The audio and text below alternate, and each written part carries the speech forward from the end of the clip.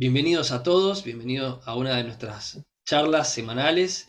Hoy miércoles 18 horas tenemos el agrado de presentarles a la doctora en Ciencia Política, coordinadora académica de DEMONBLAT, directora de la Maestría de Gestión de Políticas Públicas de ADEN y consejera académica en la Fundación Libertad y Progreso, Constanza Massina.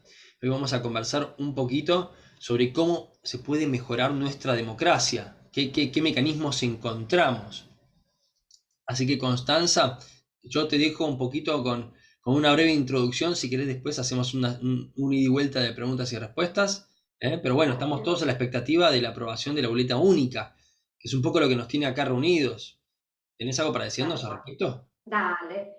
Bueno, muchas gracias, Jonathan. Gracias por la invitación. Me parece que es un momento muy apropiado para hablar de aquellas cuestiones o reformas institucionales que tenemos pendientes en nuestro país. Desde hace más de 20 años venimos hablando de reformas políticas que nunca se llevan adelante y en un momento donde se da una particular crisis de representación, donde también hace muchos años que venimos hablando de la crisis de representación en nuestro país. Vos quizás eras muy chico, pero nos acordamos de aquel 2001 y de aquel que se vayan todos, donde al final no se fue ninguno. En esa clave, en los últimos 20 años, la política argentina, como único instrumento que incorporó en lo que podemos llamar estas reformas institucionales, fue las PASO, de las cuales vamos a hablar dentro de unos 5 minutos, para no ser tan extenso ni tan aburrido. Pero nosotros lo que pensamos, y venimos trabajando hace muchos años, es en un conjunto, no te digo de reformas, pero por lo menos discutámoslo, llevémoslo al ámbito público, de cómo mejoramos esa relación representante-representado, que está en el seno de la vida democrática.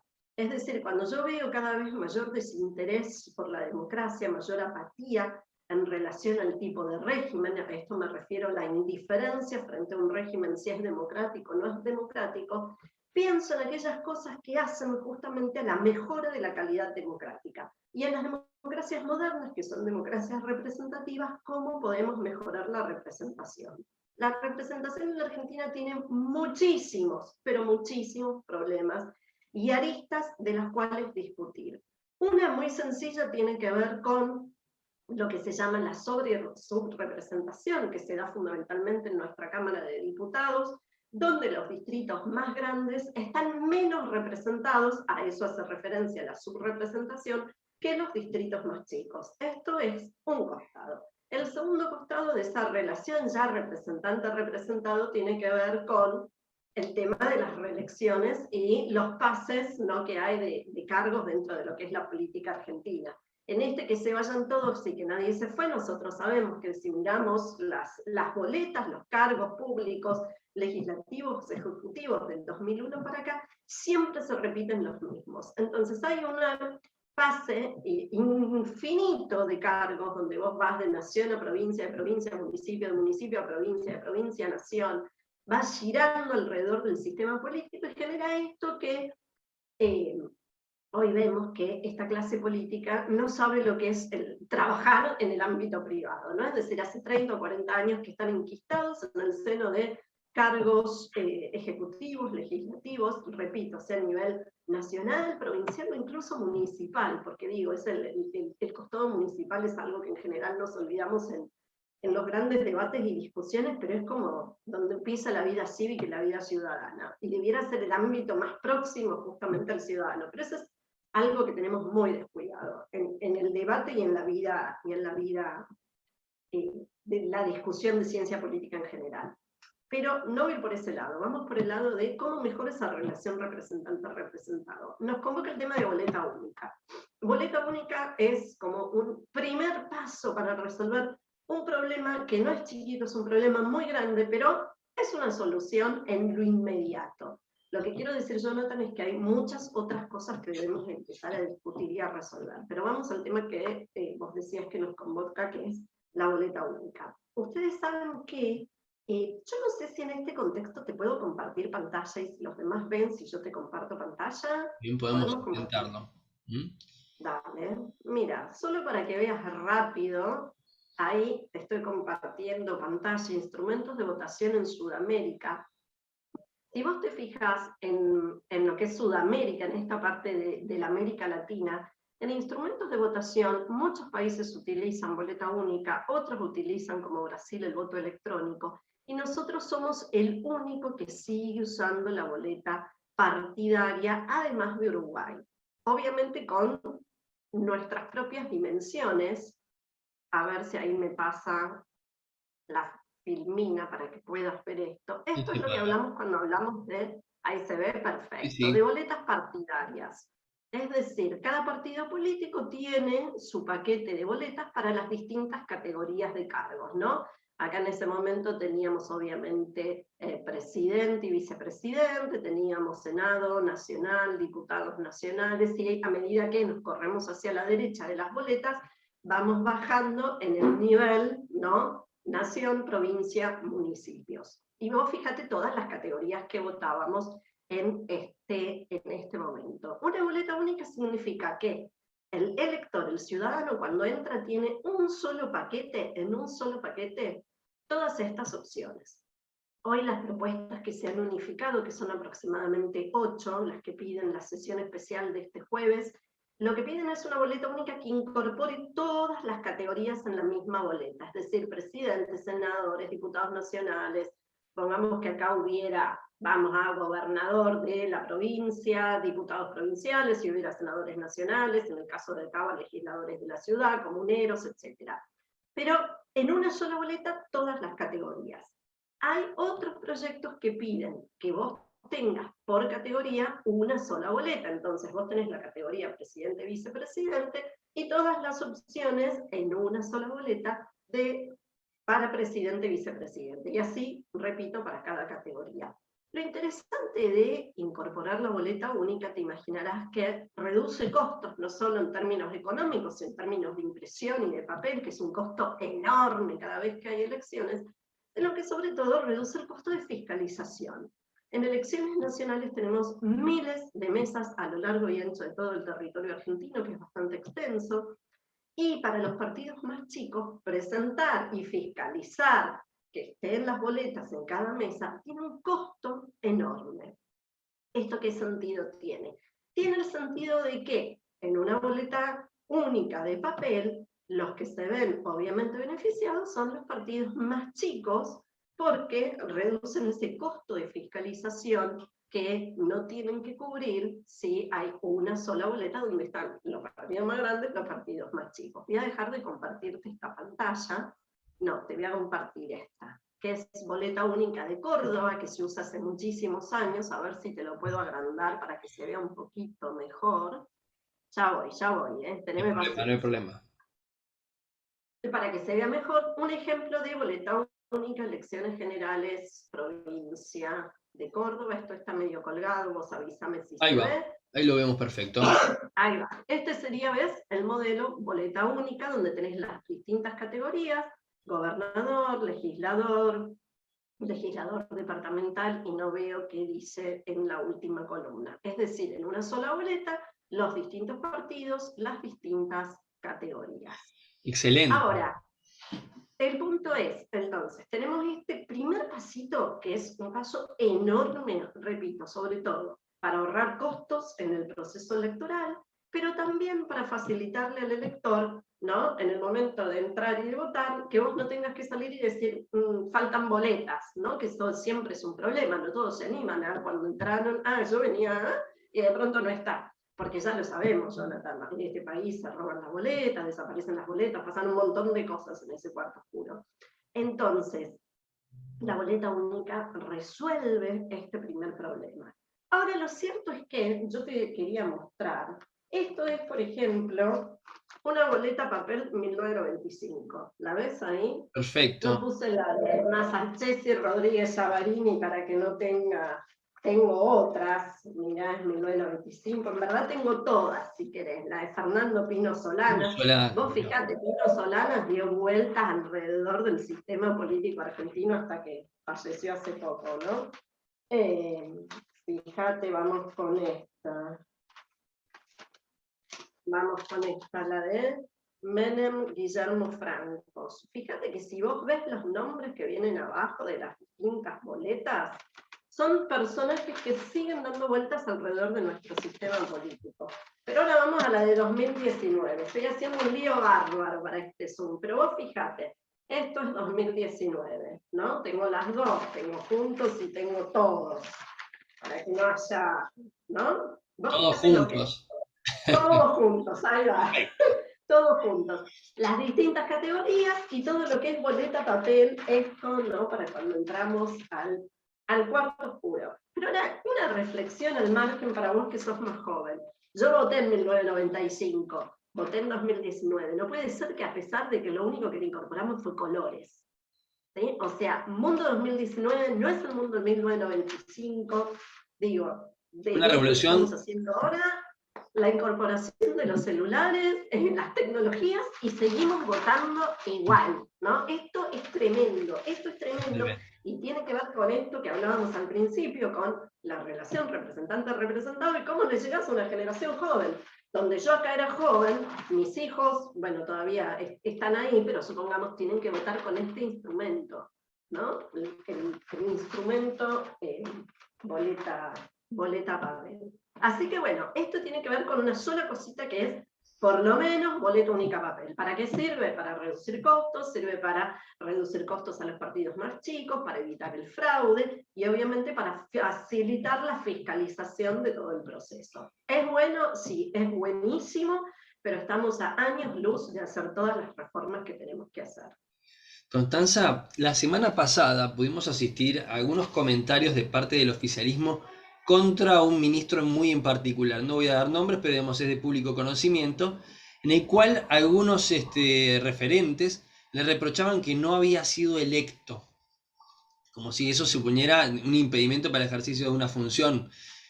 Cuando lo que vemos es que muchas veces la gente termina votando a una persona y entran detrás una serie de Un montón de desconocidos, personas que no conocemos, claro, sí, pero que mira. están hace Esto 200 tiene que años ver, y se abrogan sí, la representación de la gente. Entonces exacto. Mira, vamos a eso que me parece un punto fundamental para discutir. Hoy estamos discutiendo boleta única papel, pero nuestras listas siguen siendo lo que se llama técnicamente una lista cerrada y bloqueada. ¿Qué significa esto? Mira, acá aparece otra vez Pino Solanas, ¿no? 2019-1995, pura casualidad, no lo preparé eso. en esa vez en todos, porque también tuvo un paso por la coalición. Bueno, excelente. Bueno, por eso, la debo tener por acá. Si me das En paz 5 minutos descanse. te la busco. Lista cerrada y bloqueada. Todos los que vienen acá abajo, vos no podés elegir. Vos comprás este paquete completo, no lo comprás. Es como yo digo siempre el ejemplo, es como cuando te casás, ¿no? El casamiento viene con los suegros incluidos. Bueno, esto es lo mismo. Vos comprás el paquete o no lo comprás. ¿Cuál es el tema? Si avanzáramos en reformas un poquito más profundas para mejorar esa relación representante-representado, yo podría desbloquear la boleta. Es decir, el partido me da este conjunto de nombres, pero vos como elector, como ciudadano, decís, mira, yo no quiero primero Pino Solanas, primero quiero, está en esta lista, a Victoria Donda. Entonces, vos vas a elegir Jonathan, no Constanza. Jonathan dice, bueno, en una lista desbloqueada, número 1 la pongo a Victoria Donda y a Fernando Pino Solanas lo pongo en el último lugar. Eso es una lista que sigue siendo cerrada porque el partido te dio el paquete de gente que eligió para que esté ahí, pero le da la posibilidad al elector de elegir dónde va esa persona, si lo querés primero, lo querés tercero, es decir, hay obviamente muchísima más libertad del elector a la hora de elegir. Menos del partido, más del elector. Es decir, ¿quién tiene más fuerza, el partido o el elector? En este caso tiene más fuerza el elector que el partido. Nosotros seguimos teniendo el problema de la política partidista en la Argentina. Es decir, entre los problemas que hay es, bueno, hasta ahora las boletas partidarias versus boleta única, boleta cerrada y bloqueada, candidaturas independientes que no tenemos, Jonathan. Vos para presentarte como candidato necesitas el sello de cualquier partido político. No podés presentarte sin partido político. Y en esa línea entonces tenemos como muchos desafíos por delante. El último desafío que vamos a tener y que creo que estamos años luz de discutirlo tiene que ver con la incorporación de tecnologías en el proceso, obviamente, en el proceso electoral propiamente dicho. Es decir, vos sabés que hoy se arman no me sale, no es a los padrones, Sí. se arman los padrones y vos vas con el documento. Bueno, podríamos avanzar hacia la incorporación de datos biométricos a la hora de justamente votar, y ahí también reducir la posibilidad de fraude, la posibilidad de que Ahora vamos a eso. muertos en nuestro país, y etcétera. Pero en la medida en que no cambiemos el sistema electoral, el diseño de nuestro sistema electoral hoy está pensado para beneficiar a los partidos más grandes, a los partidos tradicionales, y obviamente eso va en desmedro de los partidos nuevos y de los partidos más chicos. ¿Qué quiero decir con esto? En la elección del año pasado, la elección 2021, era una elección de medio término, ¿no? Donde sabemos que el oficialismo pierde. Pero vos fíjate que como las elecciones de medio término renuevan el 50 de diputados nacionales y el tercio, es decir, 33,33 de senadores, si vos tuvieras un cambio del 100% en la preferencia del elector, en la preferencia del votante, eso se amortigua en que es un cambio del 50%. Es decir, vos vas a ver ese cambio reflejado solo en el 50% de esta Cámara o en el 33% de la otra.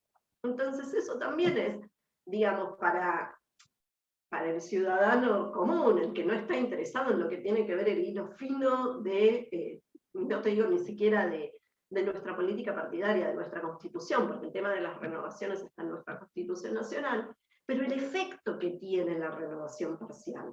Somos uno de los últimos países del mundo que tiene las renovaciones parciales en las dos cámaras. Ni siquiera Brasil guarda todavía renovación parcial en las dos cámaras. ¿Por qué? Porque cuando el presidente llega, la idea es, bueno, voto todo de nuevo, ¿no? En todo caso dejo el Senado, que tenga esa renovación parcial o en un tiempo diferente de la elección del presidente, pero le doy al presidente la posibilidad de que tenga una Cámara de Diputados nueva que lo acompañe, ya que está en discusión el tema de la gobernabilidad, de los presidencialismos y tal. Pero del otro lado, la renovación parcial, ¿qué hace? Que vos como ciudadano tenés un montón de expectativas en voy a cambiar, no quiero más a esto, voto a esta gente, y sin embargo eso se ve reflejado solo en el 50 de esta Cámara o en un tercio de la otra.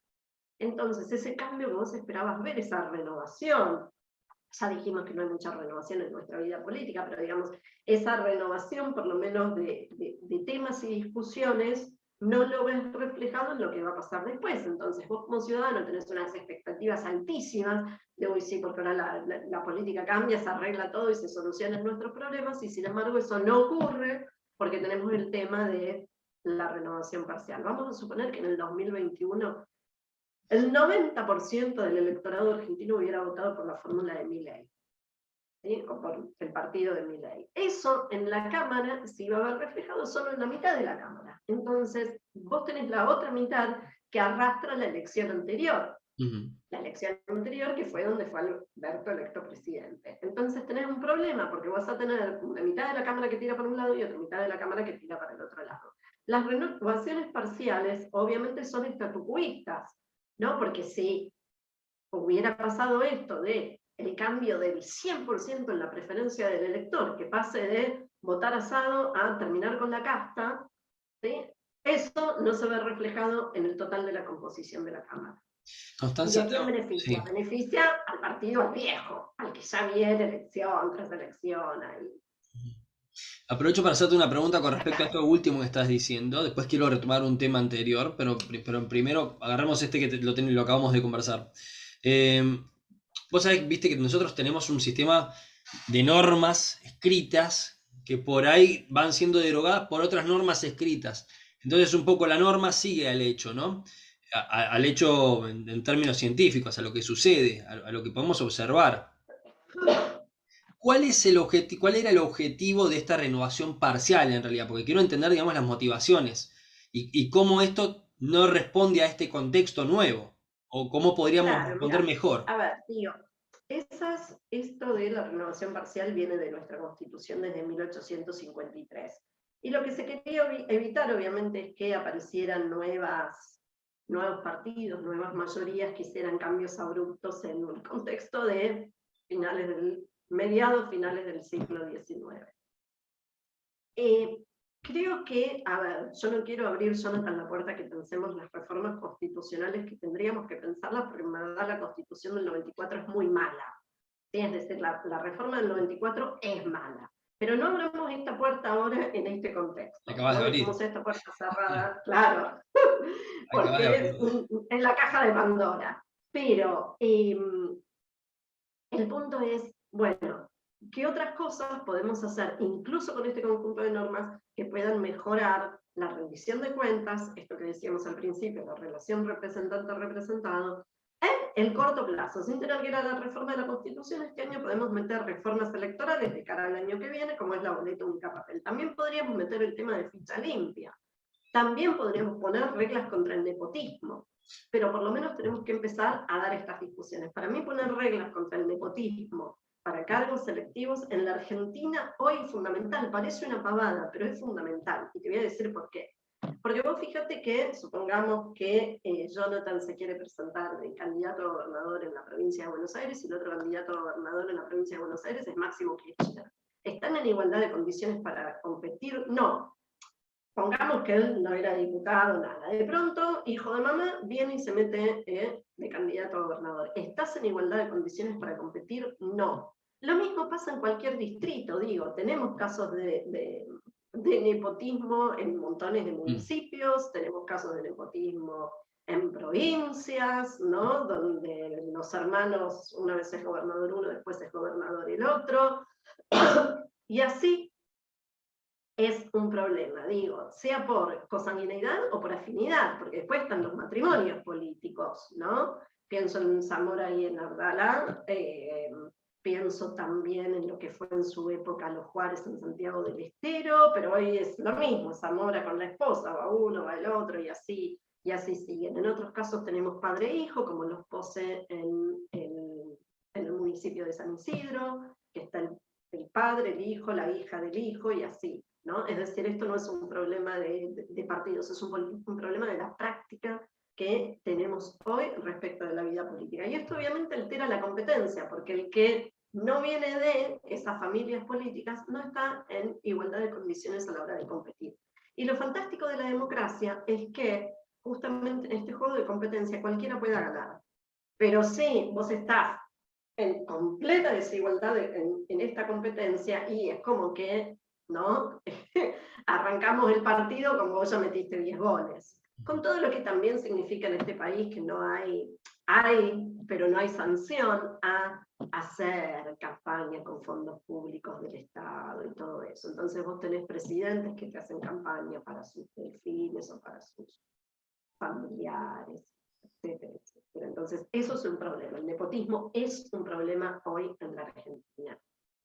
Me ibas a preguntar algo. Sí, le quería preguntar una cosa con respecto a qué es la ficha limpia. Usted lo mencionó y lo dejó, y me gustaría retomarlo, que nos explique bien qué es y también un poquito cómo se ejercería, porque cómo se institucionalizaría, ¿no? Porque lo que estamos viendo es que asistimos a instituciones que están muy débiles y cuyo control entre ellas está como sesgado, hay como Claro. hay como una asimetría Bueno, de poderes.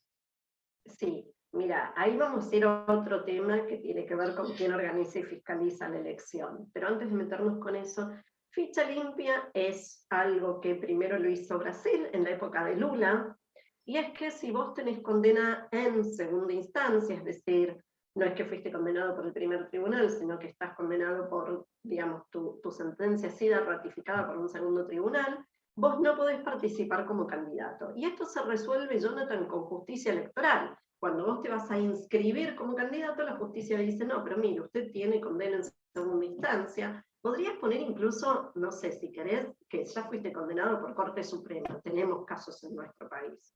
Y sin embargo fueron candidatos. Entonces, supongamos que lo querés llevar, tenés condena firme por Corte Suprema de Justicia de la Nación, ya está. No podés ser candidato. ¿Quién resuelve? Resuelve la justicia electoral federal, que es la que, cuando vos presentás partidos, candidaturas, aprueba. ¿Sí? Entonces digo, ahí tenés una forma de solución, ¿no? Y donde justamente entra el Poder Judicial para resolver este problema. Una cosa distinta que yo te decía recién es quién organiza y fiscaliza la elección. En otros países como México desde mediados de los 90, empieza una figura que era el Instituto Federal Electoral, que ahora se llama INE, que es ese Instituto Nacional Electoral al que AMLO, el actual presidente, vive atacando, vive atacando, vive atacando. ¿Por qué? Porque justamente le daba independencia a todo el proceso electoral, le daba transparencia al proceso electoral. Es un organismo extrapoder que viene justamente a cuento de organizamos, fiscalizamos, y la elección es una competencia nuestra. No está dentro ni del ámbito ejecutivo ni legislativo, se cruza con todos, pero es un organismo extrapoder. Entonces vos tenés figuras que te sirven en la política comparada para decir, bueno, a ver cómo otros resolvieron esto. Nosotros no lo hemos resuelto, Jonathan. Y vos tenés que los poderes ejecutivos son los encargados de la organización y de todo el proceso electoral, ¿no? Obviamente tenés la justicia electoral. Nuestra justicia electoral, como todo nuestro aparato de justicia, no quiero decir que está altamente politizado, no voy por ese lado, pero sí está altamente saturado. Es decir, hay una saturación del Poder Judicial, de la cantidad de causas, temas, etcétera, sobre las que tiene que resolver. Entonces, vos podrías tener un organismo extrapoder, tratemos de no estar 20 años discutiendo cómo se organiza o cómo se llenan los espacios, ¿no? Como con el Consejo de la Magistratura, porque terminamos vapuleando todo, ¿no? Y haciendo que pierda la esencia y el sentido este tipo de organismos. Pero lo cierto es que vos podrías sacarle a los poderes ejecutivos, nacional, provincial, municipal, la potestad de organizo, imprimo las boletas, reparto las boletas, junto las boletas, cuento las boletas. Es decir, sin siquiera pasar a lo que decíamos antes, y el voto electrónico, incluso en este contexto de boleta única papel, decir, bueno, sacarle al Ministerio del Interior, porque en última instancia todo depende del Ministerio del Interior en nuestro país, todas las facultades y prerrogativas que tiene con todo lo que ello supone. Entonces son como pequeños pasos. Vos fíjate ya todas las puertas y ventanas que abrimos en esta media hora de charla, la cantidad de temas que tenemos para resolver. El tipo de boleta, quién organiza y fiscaliza la elección, el tema de las reelecciones indefinidas, y ahí hay algo que no hablamos, que era el tema de los pases de jurisdicción, que ahora vuelvo con eso, el tema del nepotismo, el tema de las candidaturas independientes, es decir, tenemos un paquete de cuestiones sobre los cuales tenemos que empezar a dar un debate, y un debate serio, que piense en las consecuencias de incorporar o de cambiar algo, porque algo que se hace en este país, que es como siempre la política curita, ¿no? La política curita, te pongo el parchecito y después vemos cómo seguimos, y cuando nos queremos dar cuenta, la verdad es que todo funciona mal y funciona cada vez peor. Bueno, entonces, pensemos en las reformas que queremos hacer, pero qué impacto van a tener en el mediano y en el largo plazo. Es decir, vamos, por ejemplo, al tema de las PASO, que todavía no hablamos, y que me parece un tema fundamental también de cara a la incorporación de boleta única. Pero una cosa antes, el tema de los pases de jurisdicción. Es decir, vos no podés ser en una elección candidato a gobernador por una provincia y en la siguiente elección candidato a diputado por otra provincia. Es decir, ahí hay una falta de respeto al ciudadano y una falta de respeto al elector. Entonces, cuando hablamos de esta crisis de representación, la clase política también se tiene que hacer cargo en su conjunto del problema de esta crisis de representación. ¿A quién representás al final del día? ¿A la provincia? ¿A la otra provincia? ¿A la provincia? ¿A la ciudad? Es decir, ¿a quién? Y ahí tenemos otro problema que tiene que ver con la representación de intereses, ¿no? Porque después sería como para otra discusión, ¿no? ¿A quién representan los representantes? Pero en muchos casos sabemos que terminan siendo representantes de los intereses, repito y vuelvo sobre este tema que no me parece un dato menor, no representan a sus provincias ni a sus constituencies, representan los intereses de su familia. Entonces ahí tenemos un problema, uno de tantos problemas. Y vamos a hablar de las PASO. El proyecto de Monzó, de boleta única papel, incorpora además que las PASO no sean obligatorias para el ciudadano, y los partidos que no hagan PASO, es decir, que no hagan interna, pueden no hacer PASO, lo cual tiene muchísimo sentido. El sentido de las PASO era justamente, a ver, por ejemplo, vamos acá, que yo tenía muchas papeletas, ahora las perdí en mi barreta. Definir, ¿no? de alguna manera, definir qué candidatos de cada interna, ¿no? De las internas. Exacto. Exacto, ¿ves? Supongamos, nosotros podríamos decir que acá en la elección del 95, Menem iba con muchas listas, Entonces, bueno, de estas distintas listas hubieran ido interna, entonces salía una sola lista de los candidatos, estos eran diputados nacionales. Ahora, la realidad es que muchos, es decir, muchos no, el kirchnerismo históricamente, desde que están las PASO, no hace paso, no va a paso. Es decir, en mi época se llamaba la dedocracia, ahora se llama el poder de la lapicera, ¿no? Es decir, el poder de quien arma la lista.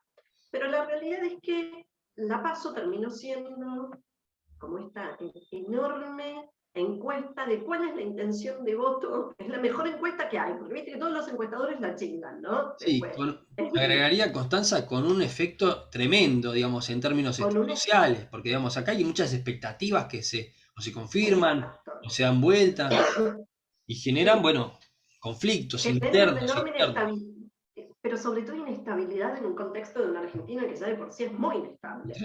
Entonces, el efecto de esos 2 meses entre la PASO, o si son 2 meses entre la PASO y la elección nacional, es devastador para cualquier gobierno. Entonces, tenemos un problema. Las PASO no son PASO porque los partidos van a PASO, pero no están obligados a presentarle al elector alternativas. Entonces, ¿qué efecto genera? Genera el efecto encuesta, genera el efecto inestabilidad / ingobernabilidad.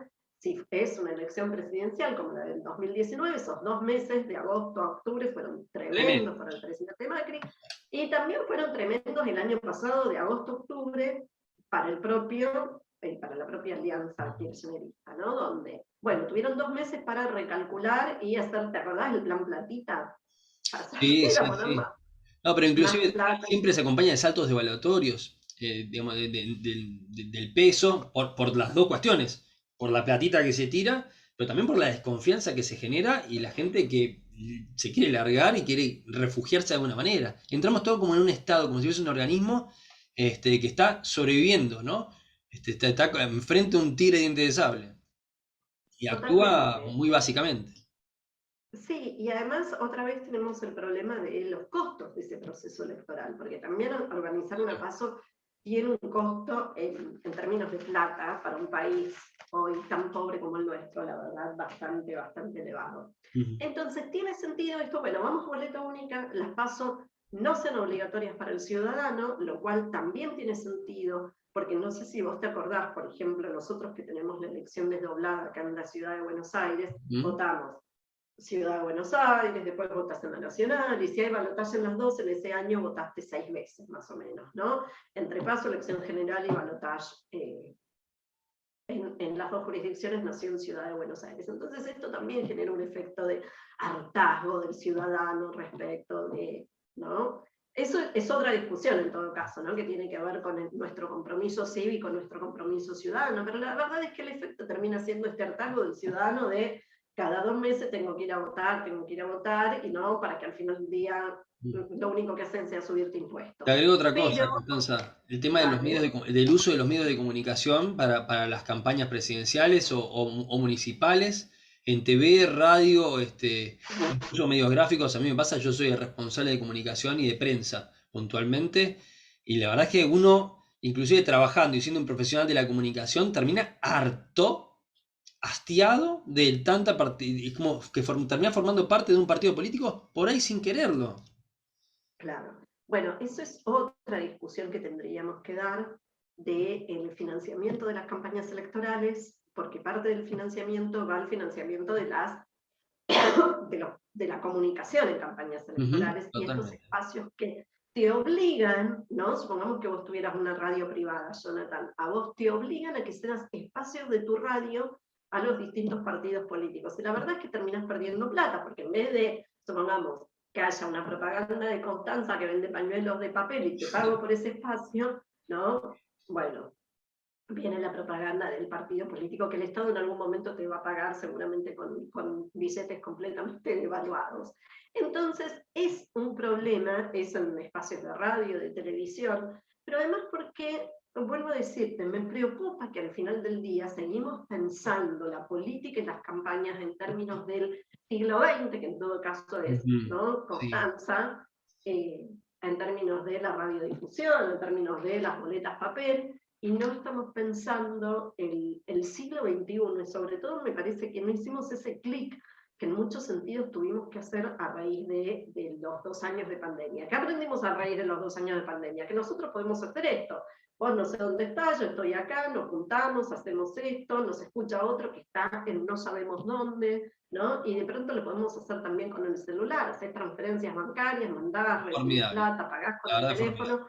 teléfono, y sin embargo seguimos votando, ¿no? Como en 1995. Te podría decir como 1989, pero esas boletas creo que no tengo ninguna por ahí.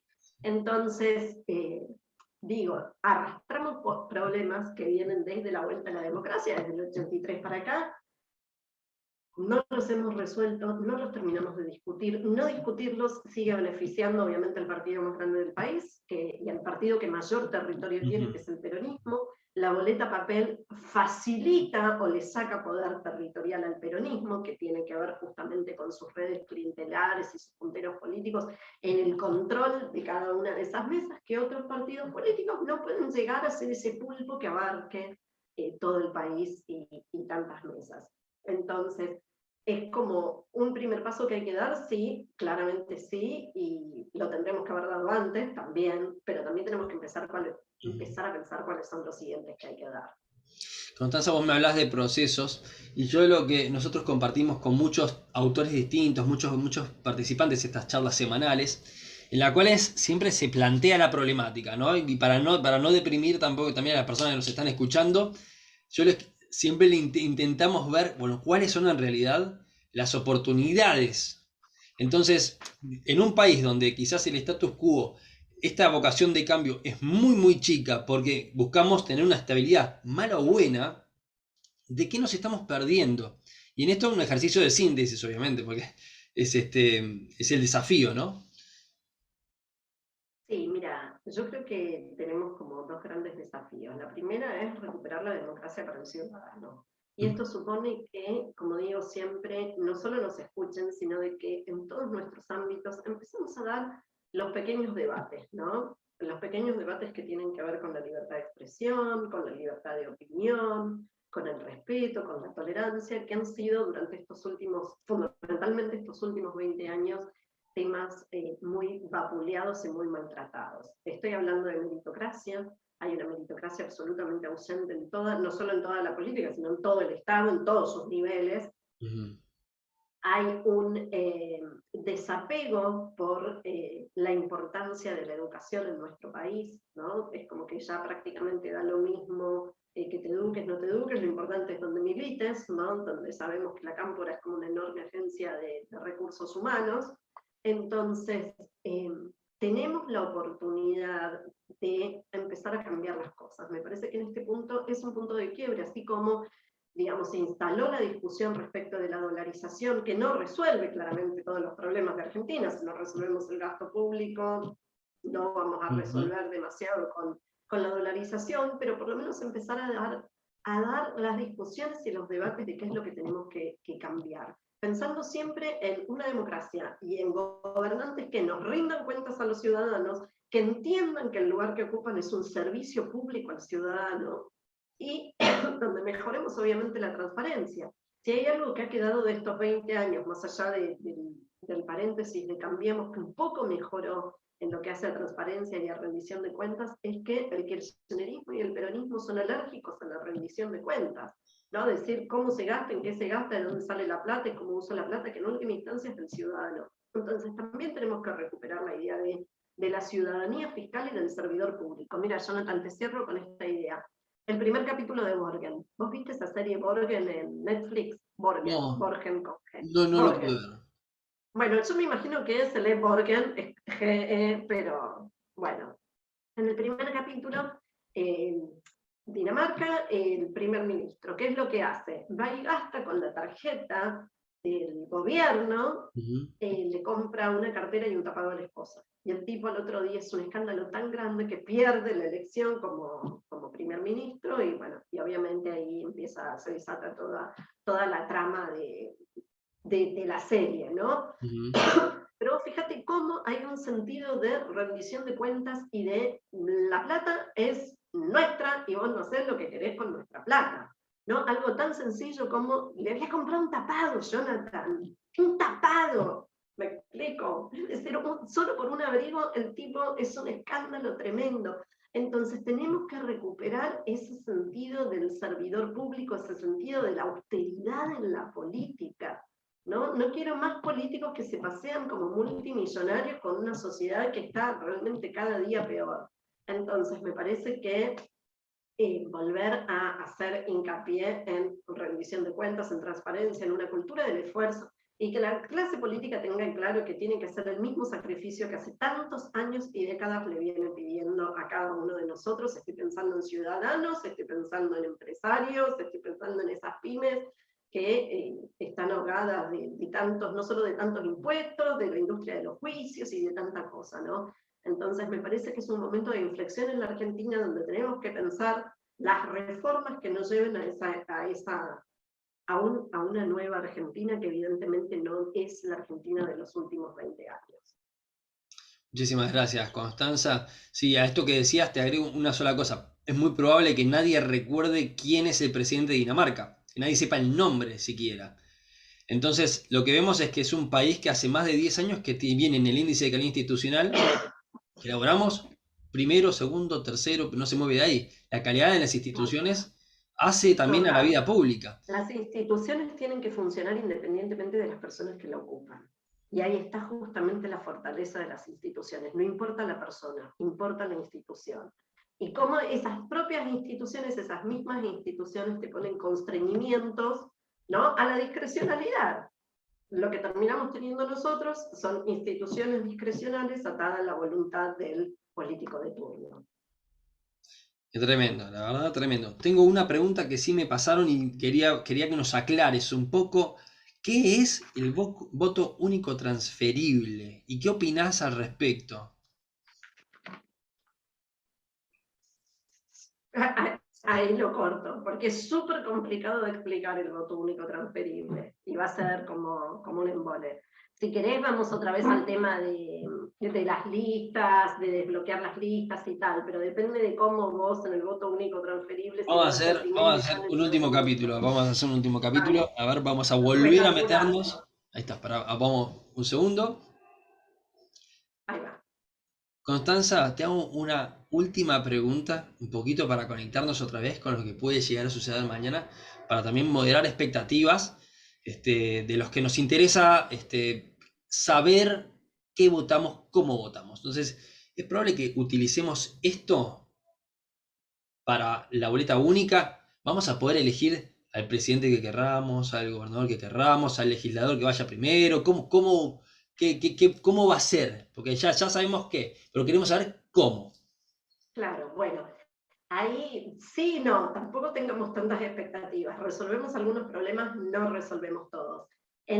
Decíamos, la boleta única papel, vos vas a tener en una sola boleta las distintas, para todas las categorías, una sola boleta. Entonces vos vas a poder elegir en un solo papel, supongamos que esta fuera la alternativa, ¿no? Categoría presidentes, elegís este o elegís este. Y después elegís uno, elegís otro, como si hoy cortaras boleta, ¿no? Hoy cortaras boleta para distintas categorías. No vas a poder elegir, yo quiero a este diputado sí, a este diputado no. Todavía eso no llegamos. Eso supone abrir las listas, darle mayor poder al ciudadano. Vamos a seguir comprando paquetes.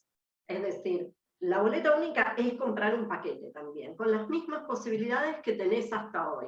Presidente vice, supongamos senadores nacionales, diputados nacionales. El paquete viene cerrado. Podés elegir distintos partidos para distintas categorías. Sí, al igual que hoy, con el corte de boleta marcarás diferentes partidos para diferentes categorías.